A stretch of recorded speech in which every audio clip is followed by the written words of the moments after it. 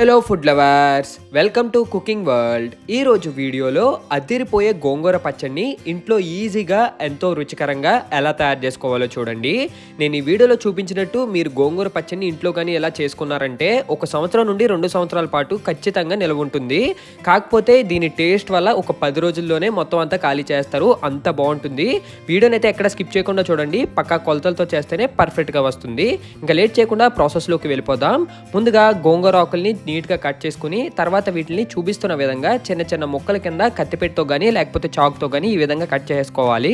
ఇలా చిన్న ముక్కల కింద కట్ చేసుకున్న తర్వాత దీన్నంతా ఒక పెద్ద గిన్నెలోకి అయితే తీసేసుకోండి. ఇలా ఒక గిన్నెలోకి తీసుకుని ఇప్పుడు దీన్ని 2 నుండి 3 సార్లు అయితే వాటర్లో శుభ్రంగా క్లీన్ చేసుకోండి. ఇలా క్లీన్ చేసుకోవడం వల్ల ఇందులో మట్టి కానీ లేకపోతే ఏమైనా వేస్ట్ ఉంటే బయటకు వచ్చేస్తుంది. తర్వాత ఒక క్లాత్ కానీ లేకపోతే ఏదైనా పేపర్ కానీ తీసుకుని దీని మీద ఈ ముక్కలన్నింటినీ ఎలా అయితే పేర్చుకోండి. వీటన్నిటిని ఖాళీ ఉంచేలాగా పేర్చుకుని ఇందులో వాటర్ పోయేంత వరకు కాసేపు అయితే ఎండలో పెట్టేయండి. ఈలోపు చూపిస్తున్న విధంగా అయితే 2 నుండి 4 ఎండుమిర్చి తీసుకుని వీటిని చిన్న చిన్న ముక్కల కింద కట్ చేసుకోండి. వీటితో పాటు కొద్దిగా వెల్లుల్లిపాయలు కూడా తీసుకుని పక్కకు ఉంచుకోండి.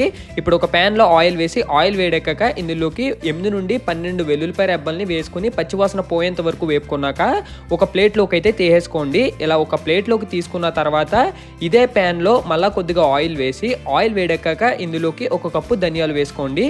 ధనియాలు వేసాక ఇందులోకి 2 నుండి 3 టేబుల్ స్పూన్ల జీలకర్ర అయితే వేసుకోండి. మనం ఎంత క్వాంటిటీ చేసుకోవాలనుకుంటున్నామో దాన్ని బట్టి అయితే వేసుకోవాలన్నమాట.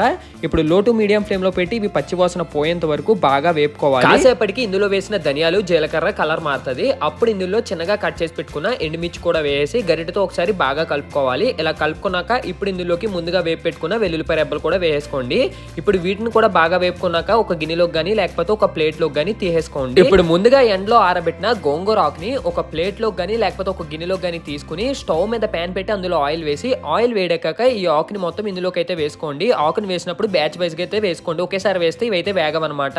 ఇలా ఒక్కొక్క బ్యాచ్ గా వేసుకుని ఇందులో కొద్దిగా పసుపు వేసి స్టవ్ ని లో టు మీడియం ఫ్లేమ్ లో పెట్టి ఒక 2-3 నిమిషాల పాటు కంటిన్యూస్ గా కలిపితే కాసేపటికి ఇలా మెత్తగా తయారవుద్ది. ఇప్పుడు స్టవ్ ఆఫ్ చేసుకుని ముందుగా వేపు పెట్టుకున్న ఇంగ్రీడియంట్స్ లోకి కల్లుప్పు గానీ లేకపోతే సాల్ట్ గానీ వేసి ఈ ఇంగ్రీడియంట్స్ ని మొత్తం ఒక మిక్సీ జార్ లోకి తీసుకోవాలి.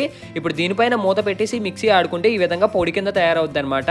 ఈ పొడిని మొత్తం అదే గిన్నెలోకి తీసుకుని ఇప్పుడు ఇందులో ముందుగా మనం వేపు పెట్టుకున్న గోంగూర ఆకు ఉంటుంది కదా, ఆ గోంగూర ఆకు మొత్తం ఇందులోకి అయితే వేసేసుకోవాలి. ఇలా వేసుకున్న తర్వాత గరిటతో మొత్తం ఈ పొడిలో ఇదంతా బాగా కలిసేంత వరకు కాసేపు అయితే కలుపుకోవాలి. కాసేపటికి ఈ విధంగా కలుస్తుంది. ఇలా కలిసిన తర్వాత ఒక మిక్సీ జార్ లోకి వేసుకుని మొత్తం అంతా మిక్సీ పట్టించిన తర్వాత ఈ విధంగా పేస్ట్ కింద తయారవుద్ది అనమాట. ఈ పేస్ట్ ని అదే గిన్నెలోకి తీసుకుని పక్కకు ఉంచుకోవాలి. ఇప్పుడు దీన్ని తాలింపు పెట్టడానికి ఒక 6 వెల్లుల్లిపాయ రెబ్బల్ని తొక్కలు తీసేసుకుని వీటితో పాటు ఎండుమిర్చి ఇంకా కరివేపాకు తీసుకోవాలి. ఇప్పుడు స్టవ్ వెలిగించి దీనిపైన ప్యాన్ పెట్టి ప్యాన్ లో కొద్దిగా ఆయిల్ వేసి ఆయిల్ వేడెక్కాక ఇందులోకి తొక్క తీసిన వెల్లుల్లిపాయ రెబ్బలు అయితే వేసుకోండి. తర్వాత ఇందులోకి 1 టేబుల్ స్పూన్ ఆవాలు అలాగే 1 టేబుల్ స్పూన్ జీలకర్ర వేసి గరిటతో ఇవన్నీ పచ్చివాసన పోయేంత వరకు కాసేపు అయితే వేపుకోవాలన్నమాట. ఇలా వేగాక ఇప్పుడు ఇందులోకి ముందుగా కట్ చేసి పెట్టుకున్న ఎండుమిర్చి కూడా వేసుకోండి.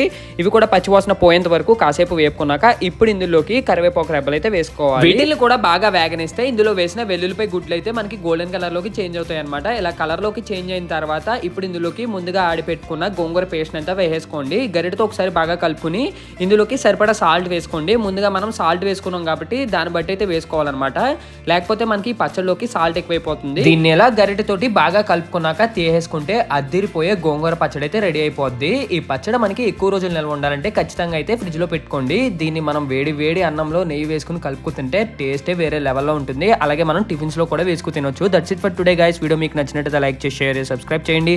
ఇంకా నెక్స్ట్ వీడియోలో మళ్ళీ కలుద్దాం. బాయ్.